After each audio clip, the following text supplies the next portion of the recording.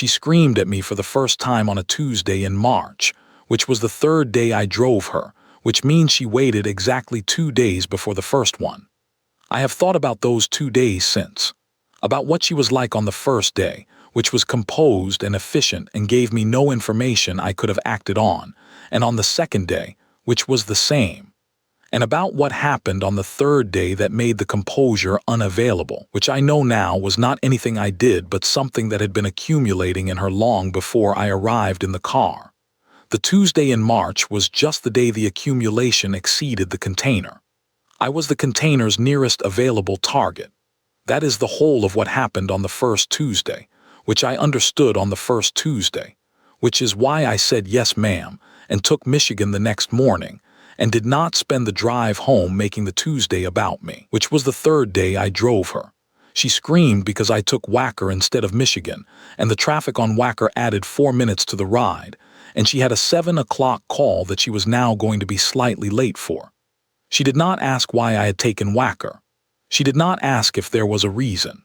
She screamed, which is a word I am using precisely, not as an exaggeration, because what she did was raise her voice to a volume and a pitch that communicated, without any ambiguity, that the person she was addressing had done something unacceptable and was expected to understand this through volume rather than through explanation. I said, "Yes, ma'am, I will take Michigan tomorrow." She went back to her phone. I drove. We did not speak again until I pulled up to the building and she got out without acknowledgement and walked through the glass doors and disappeared into the lobby. I sat in the car for a moment. I thought about my wife Helen, who had been in the passenger seat of our car every day for 3 years, and about what I had learned in those 3 years about receiving someone's bad days without letting their bad days become my bad days, and about why that learning had made me the kind of person who could drive a woman who screamed and not be diminished by the screaming. And then I pulled back into traffic and drove to my next pickup. If you have ever loved someone who needed more patience than the world told you anyone should have to give, and built that patience anyway, because the alternative was not being the person they needed, this channel is for you. Subscribe right now, because every story here is for the people who learned their most important lessons in the hardest classrooms and found out later that what they learned there was exactly what someone else needed. My name is Gerald Washington. I am 55 years old. I drive for a private car service in Chicago, which I have been doing for 8 years, and before that, I drove a city bus for 12 years, and before that, I drove a delivery truck for 7 years. I have been driving professionally for 27 years, and what 27 years of professional driving teaches you, if you are paying attention, is that a car is a confessional. It is the one space in most people's lives where they are neither at home nor at work, where the ambient performance of being a functional adult is temporarily suspended, and where what is actually going on inside them has a tendency to come out in ways they would not permit if they were being observed by someone they considered an audience. I am not an audience. I am a driver. And drivers, in the calculation that most passengers make, are closer to furniture than to witnesses. This calculation is wrong, which is something I have known for 27 years and which the woman in the back seat would come to understand on a Wednesday morning in November when she found a note on the seat and read it and went somewhere inside herself that I do not think she had been in a very long time. I am a widower. My wife Helen died 4 years ago. She had multiple sclerosis, which was diagnosed when she was 38, and which progressed over the following 12 years in the way that MS progresses, when it is of the primary progressive variety, which is to say steadily, and without the remissions that give some people with the disease periods of relative normality. Helen had 12 years of watching her body become less cooperative, 12 years of adapting what she had planned to do to what she was actually able to do, and 12 years of doing this with a grace and a humor and a stubborn insistence on living whatever version of her life remained available to her that I am still, 4 years after her death, unable to describe without stopping for a moment. I want to tell you about Helen in more detail because Helen is the whole reason this story happened the way it did, and she deserves more than a single paragraph. She was a botanist, not in the soft sense that people sometimes imagine botany as a gentle appreciation for flowers. She was rigorous about it. She understood plant systems the way engineers understand structural systems, as functional architecture with specific rules and specific consequences when the rules are violated. She taught at a community college in Evanston for 9 years, and her students, by the evidence of the letters, I still receive occasionally from people who remember her class, left knowing something true about how the natural world works and why it matters. When the MS took the standing from her, and then the commuting, and then the teaching in person, she moved the teaching online, and then, when the fatigue took that, she moved the teaching into the blog. And she wrote about plants until 6 weeks before she died with the same rigor and the same humor that she had brought to the classroom. She was not graceful about the illness in the sentimental sense.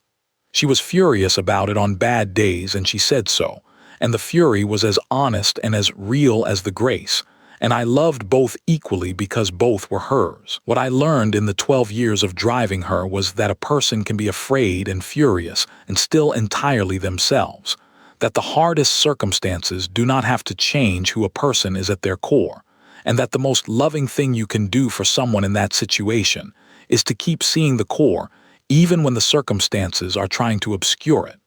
I drove Margot Reyes for 8 months trying to see her core.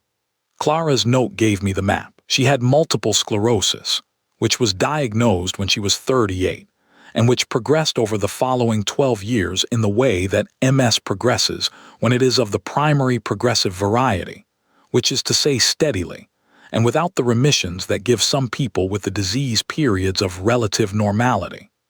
Helen had 12 years of watching her body become less cooperative, 12 years of adapting what she had planned to do to what she was actually able to do, and 12 years of doing this with a grace and a humor and a stubborn insistence on living whatever version of her life remained available to her that I am still, 4 years after her death, unable to describe without stopping for a moment. She was not graceful about it in the sentimental sense. She was furious about it on bad days, and she said so, and the fury was as honest and as real as the grace, and I loved both equally because both were hers. She was a botanist. She taught at a community college in Evanston for 9 years before the MS made standing at a board for an hour no longer possible. And then she taught online for 4 more years before the fatigue made that impossible too. And then she wrote about plants in a blog that had a small but devoted readership that I still maintain for her, because I cannot bring myself to let it go quiet. I drove her everywhere in the years when driving was still something she could do but not reliably, and then I drove her everywhere in the years when driving was no longer something she could do at all. And the driving, which most people would describe as a service I provided, was in fact one of the great privileges of my life. You learn things about a person when you drive them that you do not learn any other way. You learn how they use stillness. You learn what they look at when they are not looking at anything in particular. You learn what they need from a car ride, which for Helen was sometimes conversation and sometimes silence, and sometimes a specific route past a specific set of trees that she wanted to see in a specific season, and which I learned over years of paying attention so that I could provide the right thing without being asked.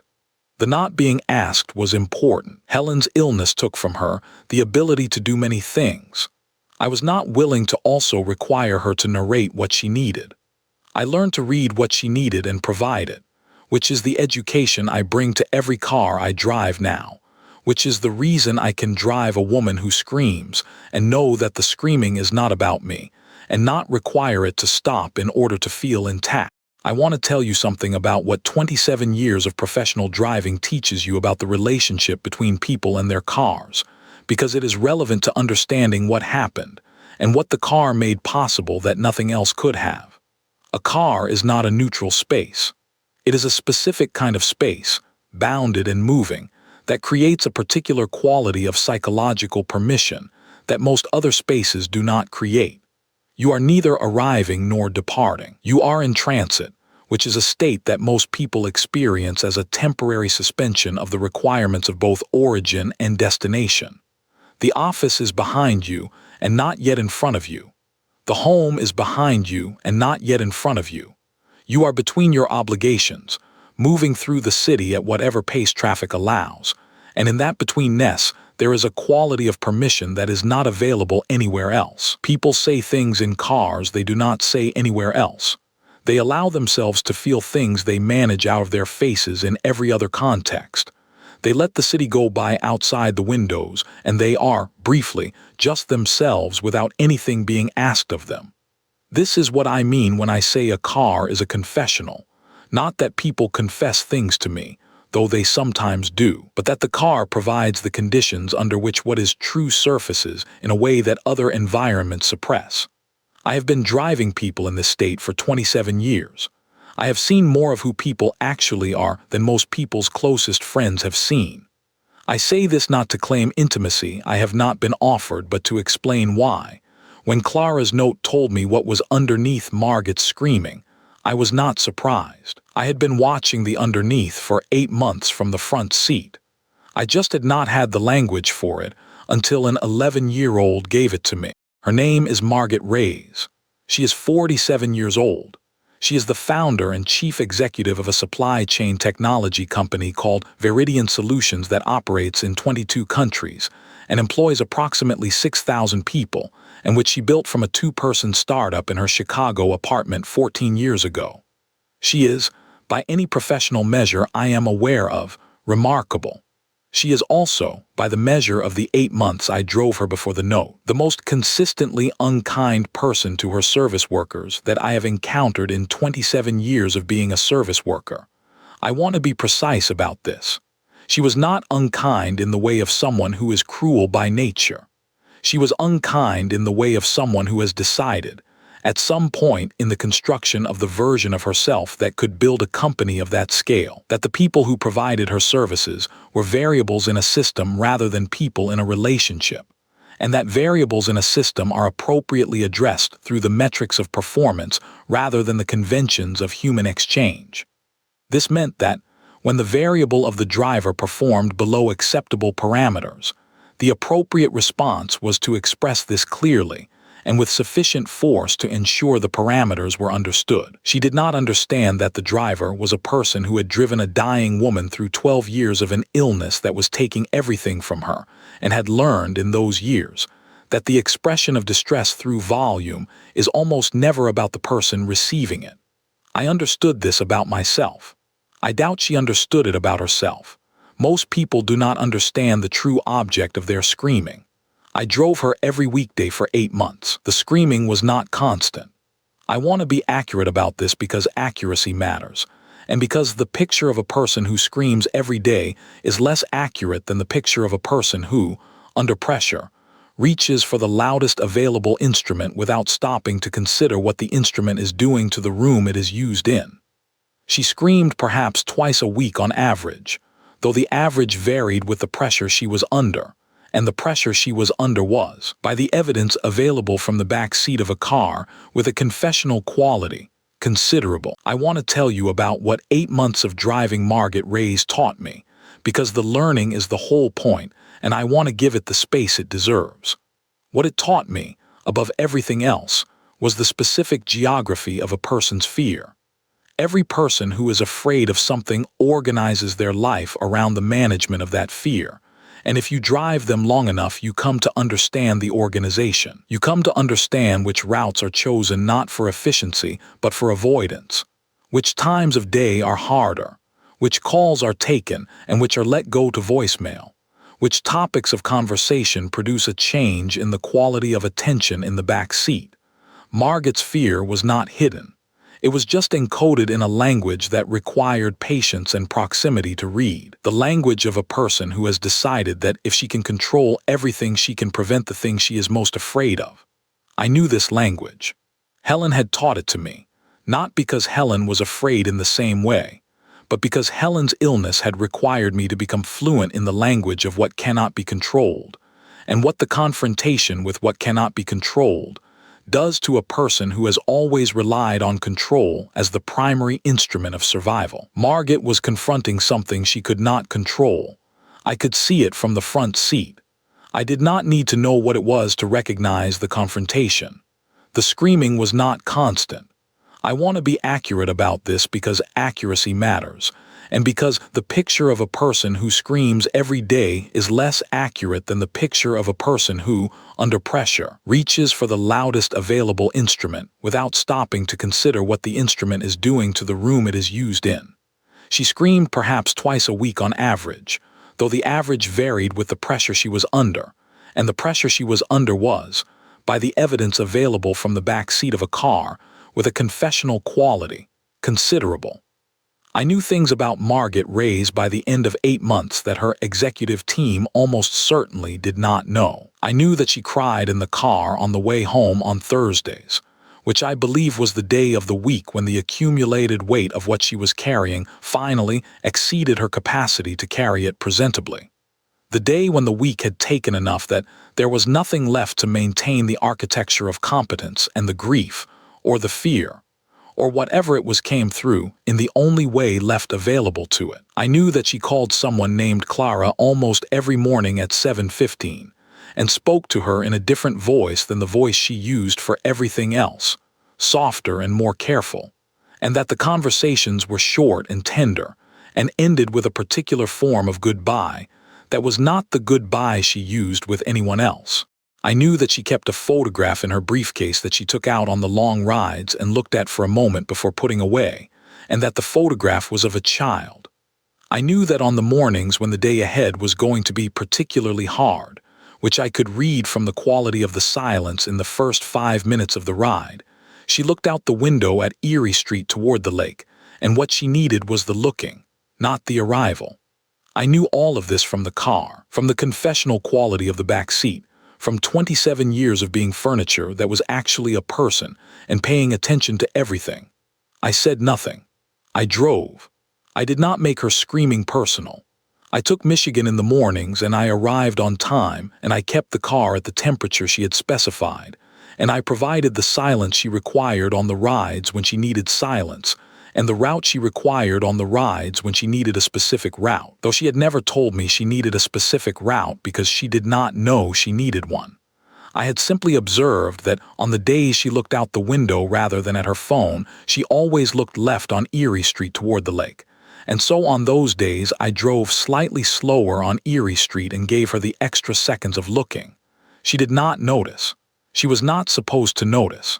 That was the point. The note appeared on a Wednesday in November. I had picked up Margot at her building at 6:45 and driven her downtown and returned to pick up my next passenger. When I got back to the car, there was a folded piece of paper on the back seat. Small, the size of something torn from a notebook, folded once. On the outside it said, "For the driver." I unfolded it. The handwriting was a child's handwriting, careful and slightly uneven in the way of a child who is taking the letter formation seriously. It said, "My name is Clara. I am 11 years old. My mom has a hard time. She screams because she is scared, not because she is mean. She cried last night because she said she does not know how to stop. She used to be different. I am sorry she is rude to you. You seem patient. Thank you for being patient with her."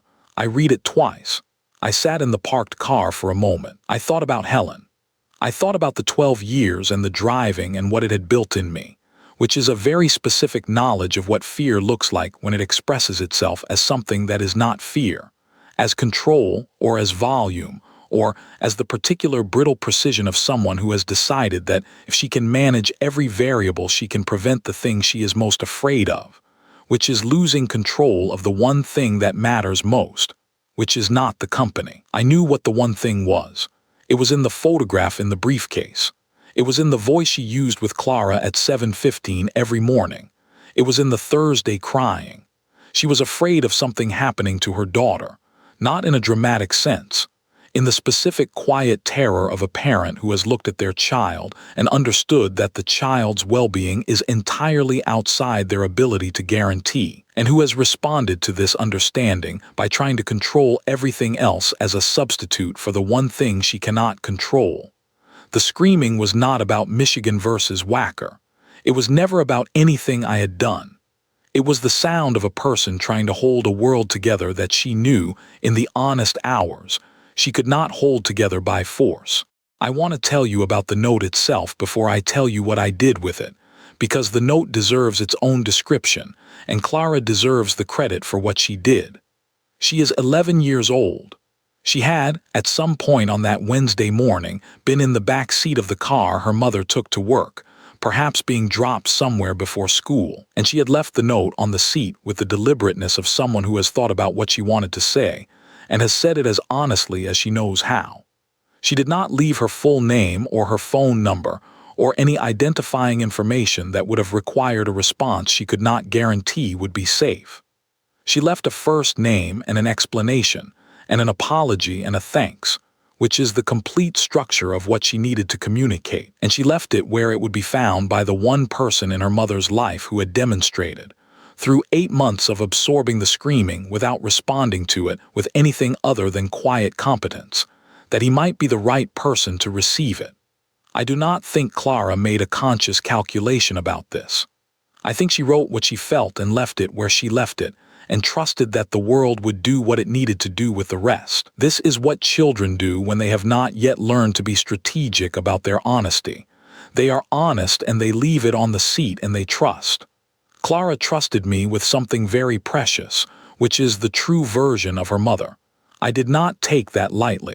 I kept the note in my jacket pocket for 2 days. I did not know what to do with it. I drove Margot on Thursday, the Thursday when she cried on the way home, and I said nothing, which was what the situation required. On Friday morning, I made a decision. When she got out of the car at her building, I said, "Ms. Reyes." She turned. I said, "I found something in the car that belongs to you." I took the note from my pocket and I held it out to her. She looked at the folded paper. She looked at the outside where Clara's handwriting said for the driver. She went very still in the specific way of a person who has just understood something that reorganizes the last several months in a single instant. She took the note. She unfolded it. She read it. She stood on the sidewalk in front of her building, and she read it, and she went somewhere inside herself, and I waited the way I had learned to wait, without adding anything to what was already in the air. When she looked up, her face was doing something I had not seen it do in 8 months of driving her, which is to say it was not performing anything. It was just her face, doing what her face did when there was nobody left to perform for, which is what I imagine Clara sees on the nights when Margot thinks her daughter is asleep, and she allows herself to be the person she actually is instead of the person the company requires. She said, "When did you find this?" I said, "Wednesday." She said, "You kept it for 2 days." I said, "Yes." She said, "Why?" I said, "I was not sure how to give it to you." She looked at the note again. She said, "She apologizes for me." I said, "She understands you." She was quiet for a moment. Then she said, "How old is your daughter?" I said, "My daughter is 30. She said, "How old was she when she understood you?" I thought about it. I said, "She was about 11. Ms. Reyes looked at the note. She said, "I need to go inside." I said, "Yes." She went inside. I pulled back into traffic. I drove my next pickup. I thought about Clara for the rest of the day and about what it costs an 11-year-old to write an apology for her mother to a stranger and leave it on a car seat, and about what it means that the person who understood Margot Reyes most completely at that moment in her life was her child and the man who drove her car. I thought about Helen, and about what she used to say about the difference between people who are hard and people who are afraid. She said, "Gerald, those are not the same thing, and most people spend their whole lives treating them as the same thing." She was right, the way she was right about most things, and the rightness of it is what I carry in the car with me every morning when I drive people who are afraid and express it as something that sounds harder than fear. I carry Helen in the car. I have been carrying her for 4 years, and I will carry her for however many years I have left. She is the whole reason I can do this work. She is the whole reason I could give that note back to Margot Reyes in a way that did not add to what was already there, but simply returned to her the thing her child had tried to give her. I want to tell you about the Monday after the Friday, because the Monday is where the change became visible, and visible change deserves to be described. I arrived at her building at 6:45. She came through the lobby door at 6:47, which was the usual time, and she got into the car and she said, "Good morning." 2 words, not performed, not effortful, not the result of any visible decision-making process. Just "good morning" in the voice of someone who has remembered that there is another person in the vehicle and that another person in the vehicle is addressed with "good morning." I said good morning back. We drove in silence most of the way we almost always drove in silence. At Erie Street, I drove slightly slower, the way I always drove slightly slower on Erie Street when she needed to look toward the lake, which she did that morning. She did not mention it. She got out at her building and she said thank you and went inside. Those two small things, the good morning and the thank you, were everything. Not because they changed who she was or what she was carrying or what the day would ask of her, because they confirmed that she had come back from the place the note had sent her and had brought something with her that had not been there when she left. Margot did not scream at me after that Friday. Not once. In the 4 months I continued to drive her before she changed her schedule, and the service assigned her to a different driver. She did not become warm exactly. She did not become chatty or apologetic or demonstratively different from what she had been. What she became was present in the car in a way she had not been before, which is to say she was aware, in a way she had not previously demonstrated, that there was another person in the vehicle. She said good morning when she got in. She said thank you when she got out. These are small things. They are also not small things. They are the difference between treating a person as a variable and treating them as a person, and the difference is everything. I did not take Michigan on the mornings when she needed Erie Street. I continued to drive slightly slower on Erie Street on the mornings she looked toward the lake. She never mentioned it. She was not supposed to mention it. Some things are not for mentioning. Some things are just for receiving quietly in a car that moves through the city at whatever pace the morning requires. I want to leave you with something Helen said to me once, in the car, on one of the days when she was furious about the illness rather than graceful about it, which were the days I loved most because they were the days when she was most entirely herself without any performance of coping obscuring her. She said, "Gerald, the thing I am most afraid of is not dying. It is not even the things the illness takes. It is that you will spend so much time taking care of the body that you will forget who is inside it." I said, "I will never forget who is inside it." She said, "Promise me." I said, "I promise you." She looked out the window for a moment. Then she said, "And if you meet anyone else who is hard because they are afraid and not because they are mean, tell them." I said, "Tell them what?" She said that the body is not the person and the fear is not the person and the screaming is not the person. Tell them there is someone inside it worth finding. I have been driving for 4 years since Helen died. I have told a great many people, not in those words, but in the way I drive them and the routes I choose and the silence I provide, and the moments when I slow down on Erie Street because someone needs to look toward the lake. Helen is in the car with me every morning. She always will be. My daughter's name is Adiz. She is 30 years old, lives in Atlanta, teaches high school English, and calls me every Sunday. She knew Helen for 22 years, and she is, in more ways than I can count, her mother's daughter, which is the best thing I can say about any person, and I say it about Adiz without reservation. She called me the Sunday after the note. I told her about Clara's letter. She was quiet in the way she gets quiet when something is sitting with her. Then she said, "Dad, 11 years old." I said, 11 years old. She said, she knew her mother better than her mother knew herself. I said, children usually do. She said, how did you know to wait 2 days before giving it back? I said, I did not know. I just knew that Wednesday was not the right day and Friday was. She said, how did you know that? I said, the same way I knew about Erie Street. She said, Mom taught you that. I said, yes. She said, she's still in the car with you. I said, she is always in the car with me. Adiz was quiet for a moment. Then she said, good. I said, yes. Good.